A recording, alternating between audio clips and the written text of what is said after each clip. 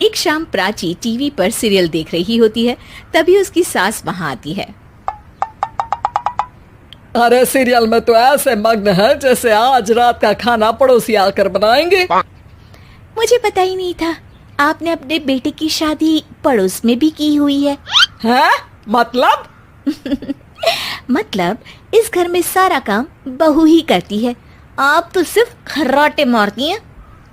अच्छा जी, फिलहाल तो तुम आराम फरमा रही हो, चलो जाओ, ये मेरे टीवी देखने का समय है। आहा, इसीलिए मुझे भगाया जा रहा है। सॉरी, अब तो बिल्कुल नहीं जाऊंगी।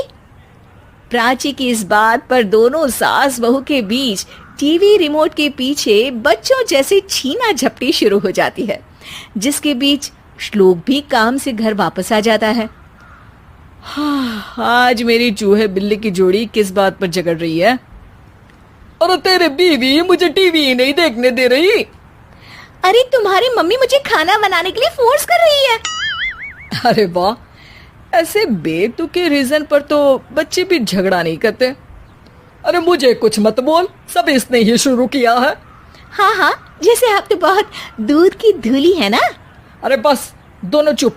प्राची जाओ, खाने की तैयारी करो। और माँ तुम छोड़ो, तुम्हें क्या बोलूं, शांति से अपना सीरियल देखो, मुझे दोबारा लड़ने की आवाज सुनाई नहीं देनी चाहिए। ऐसा बोलकर श्लोक वहां से चला जाता है, जिसके पीछे पीछे प्राची भी कुछ न कुछ बड़बड़ाते हुए रसोई में चली जाती है। हाँ हाँ, सासू जी को तो कुछ बोलेंगे ही नहीं, बस मुझ पर ही हुक्म चलता है, खाना बनाओ, जैसे मैं इनके घर में खाना बनाने के लिए आई हूँ।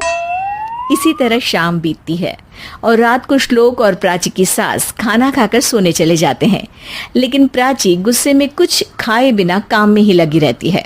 इस घर में किसी को घंटा फिक्र नहीं पड़ता, मैं खाऊं या भूखी रहूं। प्राची कुछ देर के लिए रसोई से बाहर जाती है और जैसे ही वापस आती है तो वहां दूध का भरा ग्लास देखकर हैरान रह जाती है। फिक्र पूरी है, बस दिखाना नहीं है। प्राची दूध पीकर सोने चली जाती है और अगली सुबह एक बार फिर सास बहू का कार्टून नेटवर्क स्टार्ट हो जाता है। ये तुमने ही किया है। अरे अजीब जबरदस्ती है, मैं बोल रही हूँ मैंने कुछ नहीं किया।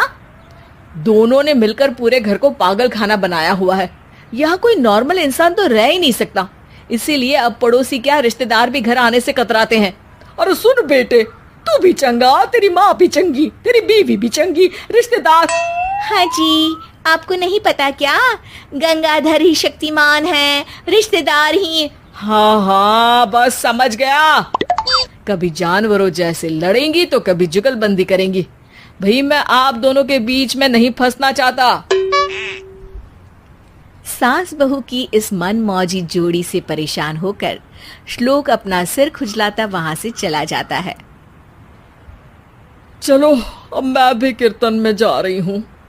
इस पर जैसे ही सास कमरे में अपना पर्स लेने जाती है तो वहां नाश्ते की प्लेट रखी देख मुस्कुराने लगती है और नाश्ता करके घर से बाहर निकलते हुए कुछ पैसे टेबल पर रख जाती है, जिसके कुछ देर बाद सिलेंडर वाला घर आता है। ओ मुरी मैया, मैं सिलेंडर के बारे में तो बिल्कुल भूल ही गई थी।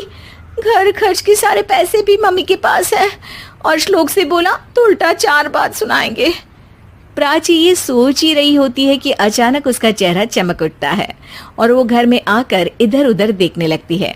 तभी उसकी नजर टेबल पर रखे पैसों पर पड़ती है, जिन्हें वो सिलेंडर वाले को दे देती है। ये सब श्लोक देख लेता है। अच्छा बेटे, इतना बड़ा घोटाला, सबके सामने मैं तेरी दुश्मन और पीठ पीछे तेरी मेरी यारी। इस पर श्लोक एक प्लान बनाता है और शाम को सब एक साथ बैठे होने पर बोलने लगता है। माँ, तुम दोनों की बहुत लड़ाई होती है, इसलिए मैं सोच रहा हूँ कि प्राची को उसके घर छोड़ाऊं, इससे वो भी खुश रहेगी और तुम भी। अचानक श्लोक की ये बात सुनकर सास बहू शौक से उसकी तरफ देखती हैं। अरे ऐसे कैसे घर छोड़ाओगे, मुझे कहीं नहीं जाना। अरे तुमने बोला नहीं पर मैंने सुन लिया, तुम्हें मम्मी के साथ रहना अच्छा नहीं लगता, मुझे पता है। अरे वो अरे, जब बहू खुद कुछ काम बोले तो वो तुझे सुनता नहीं, और अब जो इसने बोला ही नहीं वो तू समझ गया। जब उसे नहीं जाना तो फिर जबरदस्ती क्यों कर रहा है?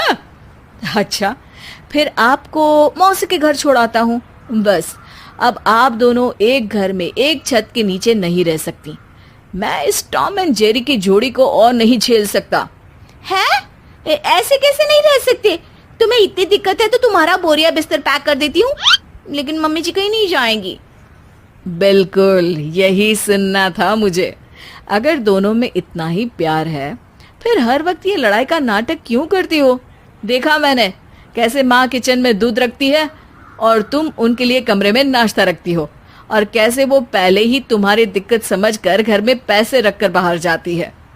अरे भाई, इतना ड्रामा तो डेली सोप में भी नहीं होता जितना तुम दोनों ने इस घर में फैलाया हुआ है। तू हमें टॉम एंड जेरी बोलता है ना, तो याद कर वो दोनों भी एक दूसरे को बाहर वालों की बुरी नजर से बचाने के लिए हमेशा सबके सामने लड़ते थे, लेकिन अकेले में दिक्कत के समय मदद भी तो करते थे। बस हमारा रिश्ता भी कुछ ऐसा ही है। और वैसे भी अगर सास बहू में तू मैं नहीं होती तो दुनिया वालों को कहानियां कैसे मिलेंगी?